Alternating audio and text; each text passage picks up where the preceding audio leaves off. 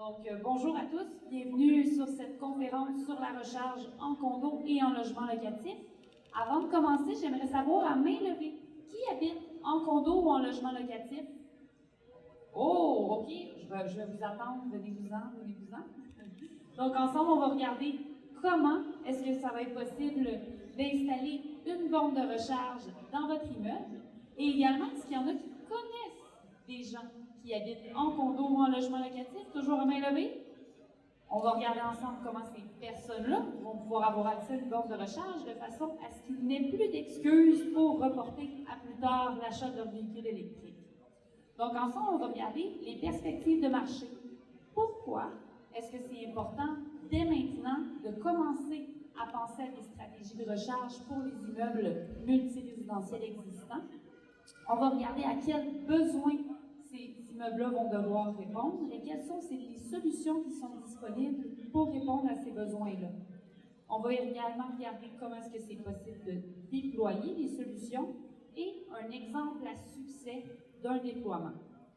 On va terminer avec quelques questions fréquentes, donc combien ça coûte faire installer une borne de recharge en condo ou en immeuble locatif.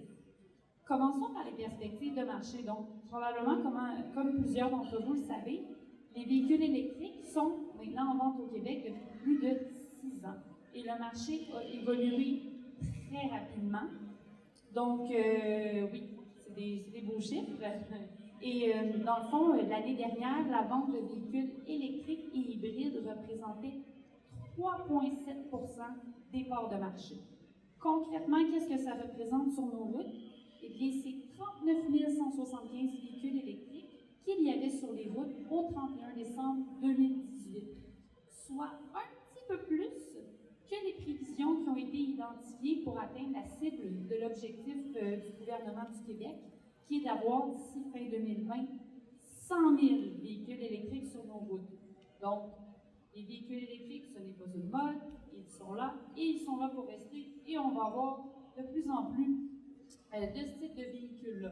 Donc, c'est pour ça que c'est très important, dès maintenant, de commencer à penser à mettre en place des stratégies de recharge dans les immeubles multirésidentiels pour répondre à ces nouveaux besoins-là qui vont se présenter. Présentement, faire installer une borne de recharge dans son stationnement d'immeuble, eh bien, c'est une valeur ajoutée à son unité. Par contre, de plus en plus, les nouvelles constructions viennent maintenant avec des bornes de recharge. Donc, dans quelques années, ce ne sera même plus une question d'ajouter de la valeur à son unité, mais ça va être une question de préserver sa valeur immobilière. Qui va vouloir habiter dans un immeuble multirésidentiel où il n'a pas accès à une borne de recharge pour recharger son véhicule? Donc, c'est pour ça que c'est très, très, très important de, dès maintenant, commencer à mettre en place une stratégie pour déployer des bornes de recharge. On va regarder à quels besoins est-ce que ces bornes-là vont devoir répondre. Pour recharger un véhicule, il y a 3 niveaux. Donc, on a le niveau 1, le niveau 2 et la recharge rapide. Le niveau 1, on se recharge à 120 volts, ça donne un gros 6 km de recharge par heure. Pas très rapide. On a le niveau 2, à 240 volts, qui va donner 37 km de recharge par heure. Et finalement, on a la recharge rapide, qui va donner entre 250 à 1600 km par heure. Ça, c'est un niveau de recharge qu'on va utiliser de façon ponctuelle lorsqu'on fait des grands trajets. Au quotidien, vraiment à domicile, le standard, c'est la recharge de niveau 2 et c'est ce sur quoi la conférence d'aujourd'hui va porter. Comment est-ce qu'on peut installer des bornes de recharge de niveau 2 dans des immeubles multirésidentiels? Quelles sont les solutions pour installer les bornes? Eh bien, ça dépend du contexte d'installation. Il y a 2 contextes. Un contexte où les compteurs vont être au même niveau que les stationnements. Le deuxième contexte, les compteurs vont être sur le toit ou à un niveau supérieur des stationnements. C'est ce qu'on va parler de compteurs accessibles et de compteurs inaccessibles. À main levée, qui ici a des compteurs accessibles où il habite? Excellent. Oh, quelqu'un qui n'est pas sûr? Parfait. Je vais vous présenter les solutions, puis vous pourrez en juger. Donc, pour les compteurs accessible, la solution, ça va être celle du contrôleur de charge pour véhicules électriques. Comme on l'a mentionné, le stationnement est au même niveau que les compteurs d'électricité, duquel part un fil pour aller alimenter le panneau électrique qui, lui, est dans votre unité et qui alimente tous vos appareils. Dans la chambre électrique, sur ce fil-là, l'électricien va installer un contrôleur de charge à partir duquel il va aller alimenter la borne. Et lui, ce qu'il fait, c'est une gestion d'énergie. Donc, il prend une lecture en temps réel de l'énergie que vous consommez dans votre condo. Et si trop d'énergie est utilisée pour alimenter à la fois les appareils et la borne, il coupe temporairement la borne. Et lorsque la demande en énergie diminue, la borne est automatiquement alimentée. Donc, pendant la nuit, votre véhicule va avoir le temps de se recharger sans problème. Voici un exemple de contrôleur de charge qui est installé ici dans ce cas-ci au plafond. C'est un beau boîtier gris, 12 par 12, qui s'harmonise avec ce qu'il y a dans la chambre électrique qui est tout gris. Donc, il s'installe autant au plafond qu'au mur. Ça permet des installations très flexibles. Étant donné qu'on prend l'électricité à partir des infrastructures de chaque copropriétaire, eh bien, la facturation est automatique. L'électricité consommée par le véhicule va aller sur la facture d'électricité. Également, on fait une gestion d'énergie. Donc, on n'ajoute pas de charge sur les infrastructures du bâtiment. C'est la solution qu'on appelle pas de chicane. Chacun paye ses installations, chacun paye son électricité. C'est pour ça aussi qu'elle a été adoptée par plus de 500 copropriétés au Québec. Et vous voyez, c'est des copropriétés de taille très, très variée parce que au plafond, au mur, elle a vraiment une très, très bonne flexibilité. Maintenant, qui a des compteurs inaccessibles? Oh, parfait, on va aller pour plus. Donc, en contexte de compteur inaccessible, étant donné qu'on ne peut pas prendre l'énergie sur les infrastructures de chaque copropriétaire, la première étape, c'est de faire une étude de capacité énergétique pour voir c'est quoi la capacité résiduelle de chacune des composantes qu'il y a dans le bâtiment. Avec ces données-là, on est en mesure d'identifier où est-ce qu'on peut prendre l'énergie pour alimenter les bornes de recharge. Il y a plusieurs options possibles. Vous voyez, il y en a qu'on recommande, il y en a qu'on recommande moins. Celle qu'on ne recommande pas, évidemment, c'est celle où on prend l'énergie sur le panneau des aires communes. On ne peut plus distinguer ensuite qu'est-ce que les véhicules électriques prennent et qu'est-ce que les lumières dans les corridors prennent. Donc, c'est pour ça qu'il y a plusieurs options possibles. Et nous, on est là, en fait, pour vous guider vers la meilleure solution selon les données de l'étude de capacité énergétique. Maintenant, on va regarder comment est-ce que c'est possible de déployer les bornes de recharge. Deux options. Donc, on a des déploiements individuels et des déploiements globaux. Un déploiement individuel, si par exemple, dans une copropriété, on a 10 bornes de recharge à faire installer au fil du temps, eh bien, ces bornes de recharge-là vont être installées une à la fois au fur et à mesure que les copropriétaires en font la demande. Donc, elles vont être installées un peu de façon en silo. Pour un déploiement global, si on a toujours 10 bornes de recharge à faire installer, eh bien, on va installer l'ensemble des composantes pour tous les copropriétaires. On n'est pas obligé, par contre, de faire installer la source d'alimentation, le câblage et la borne tous en même temps pour tout le monde. On pourrait décider, par exemple, de faire installer seulement les contrôleurs de charge et le câblage. Et les bornes de recharge, c'est déployer individuellement au fur et à mesure que les copropriétaires font l'achat de leur véhicule électrique. Deux options. Laquelle est la meilleure? Il n'y en a pas vraiment, ça dépend beaucoup de la culture du complexe. Nous, ce qu'on recommande, c'est de faire un sondage auprès des copropriétaires pour voir quelle approche est préférable. C'est certain qu'avec la belle subvention, je ne sais pas si vous êtes au courant que le gouvernement a annoncé il y a 2 jours, l'approche globale, elle est très, très, très intéressante. Et ce budget-là, en fait, oui, on peut faire les travaux jusqu'en 2020, mais s'il est épuisé avant, donc nous, on recommande très fortement de, dès maintenant, faire le sondage auprès des copropriétaires pour voir si c'est une approche qui peut être intéressante. On va regarder maintenant un exemple à succès.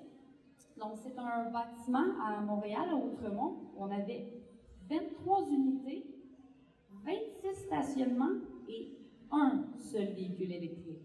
Je vais répéter, un seul véhicule électrique. Bâtiment où on a installé les composantes pour électrifier les 26 stationnements. Qu'est-ce qui s'est passé? On va regarder ça ensemble en détail. Donc, au mois de mai dernier, il y a un copropriétaire qui était intéressé à s'acheter un véhicule électrique. Il a fait un sondage auprès de l'ensemble des copropriétaires pour voir c'était quoi l'intérêt. Et il s'est rendu compte que l'intérêt était plus élevé qu'il croyait. Donc, au mois de juin, il est passé en recherche de solutions basées sur son contexte qui était des compteurs accessibles. Au mois de juillet, il a communiqué avec nous et on lui a fait part, dans le fond, des solutions qui s'offraient à lui. Et au mois d'août, ils ont choisi la solution du contrôleur de charge. Au mois d'octobre, ils ont été en appel de soumission pour voir les entrepreneurs, dans le fond, avoir des prix de différents entrepreneurs. Et en novembre, ils ont été en assemblée générale pour le fameux vote à double majorité. Le copropriétaire qui a piloté le projet, il disait avoir 60%, j'aurais été content, 70%, vraiment le fun. Le vote a passé à 92%. Je le rappelle, un seul véhicule électrique, 92% en faveur. Donc, au mois de décembre, les travaux ont été réalisés. Je vais vous montrer quelques exemples. Donc ici, on a des contrôleurs de charge dans la chambre électrique. Et la chambre électrique était, l'espace était très restreint. Donc on en a mis, dans le fond, sur les murs, soit un à côté de l'autre ou superposés. Et on en a également mis à l'extérieur de la chambre électrique parce qu'il n'y avait plus de place. Donc sur un mur adjacent. Mais vous voyez, étant donné que tout était, dans le fond, ces travaux-là ont été faits de façon globale, ça permet vraiment d'avoir un résultat très, très, très harmonieux. On a ensuite amené la tuyauterie jusqu'à chaque espace de stationnement où on a installé, est-ce que vous voyez des bornes? Il n'y a pas de bornes. On a plutôt opté pour des sorties 240 volts, donc le fil arrive là et il est prêt pour, lorsque les gens vont acheter leur véhicule électrique, connecter leur borne de recharge. Et le propriétaire qui avait son véhicule électrique, lui, s'est fait installer une belle borne flow. Donc, c'est vraiment le premier immeuble 100% prêt à accueillir les véhicules électriques. Je crois qu'il y a beaucoup à apprendre de ça. Et avec la subvention qui vient d'être annoncée, probablement qu'on va en voir beaucoup plus. Maintenant, les questions fréquentes. Qui devrait s'occuper des installations de bornes? Et bien sûr, c'est autant en multirésidentiel qu'à la maison que n'importe où. Au Québec, comme le disait mon collègue Jean-René un petit peu plus tôt, c'est un maître électricien qui détient sa licence à la Régie du bâtiment du Québec et qui est membre de la Corporation des maîtres électriciens qui doit effectuer les travaux. Chose première, chose due, combien ça coûte faire installer une borne de recharge en condo? Je ne sais pas si vous allez aimer ma réponse. Ça dépend. Ça dépend de quoi? Trois choses. Un, la source d'alimentation. Où on prend l'énergie. Comme on l'a vu ensemble, si on a des compteurs accessibles, c'est un contrôleur de charge. Si on a des compteurs accessibles, c'est un petit peu plus, dans le fond, il faut l'étude de capacité énergétique. Donc vraiment, ça, c'est le premier facteur qui influence le prix. Ensuite, il va y avoir la distance entre la chambre électrique et l'espace de stationnement. Plus on est près, moins ça coûte cher. Et troisièmement, si c'est des stationnements intérieurs, peut-être qu'il y a des percements à faire, extérieurs de l'excavation. Donc, c'est vraiment du cas par cas. J'ai quand même des chiffres pour vous. Donc, avec un partenaire qui a installé plus de 500 bornes de recharge en copropriété au Québec, voici, dans le fond, le minimum, moyenne et maximum qui a relevé de ces données. Donc, on voit qu'en moyenne, 3 000 $ est très intéressant, toujours avec la belle subvention qui a été annoncée. 50 % de rabais juste pour vous. Donc, si un particulier fait une demande d'aide financière pour l'installation d'une borne de recharge en multirésidentiel, c'est 50 % jusqu'à concurrence de 5 000 $ par borne. Donc, vous voyez ici que même avec le maximum de 6 000 $ à 50 %, on ne dépasserait pas 5 000 $. Donc, il n'y aurait pas de problème pour avoir accès à la subvention. Autre question qu'on nous pose souvent. Est-ce qu'on peut utiliser une prise 120 volts existante dans les airs communes? Croyez-vous? Oui? Non? Oui, on croit? Comme le disait mon collègue Jean-René, non, ce n'est pas possible. Donc, j'espère que je ne vais pas créer de la chicane auprès de certains copropriétaires qui le font. Donc, selon le Code du Québec, en fait, c'est très, très clair. Chaque prise qui sert à la recharge d'un véhicule électrique doit être un circuit dédié.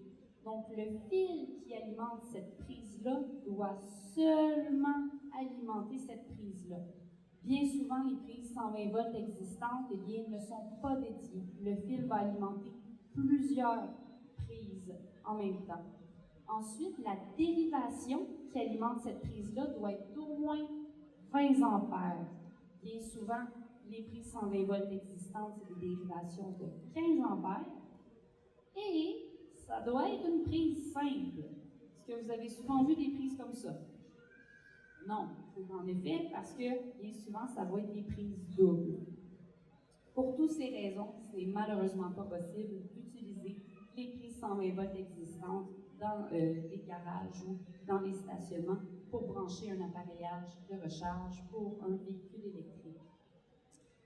Donc, ensemble, on a vu les perspectives de marché. Pourquoi c'est important de, dès maintenant, penser une stratégie pour installer des bornes de recharge dans son complexe. On a regardé quelles étaient les solutions pour les déploiements pour mettre en place cette stratégie-là. Et on a regardé un exemple à succès. Tout, dans le fond, le contenu que je présente à présent, on a mis ça dans un petit guide et ça va également, l'intégralité de la conférence va être disponible sur YouTube prochainement. Si ça vous intéresse de la voir, eh bien, je vous invite soit à passer voir ma collègue Tatiana, qui est juste ici, qui vous dit bonjour, ou également à passer nous voir au kiosque 524, à faire plaisir de répondre à vos questions. Bon salon!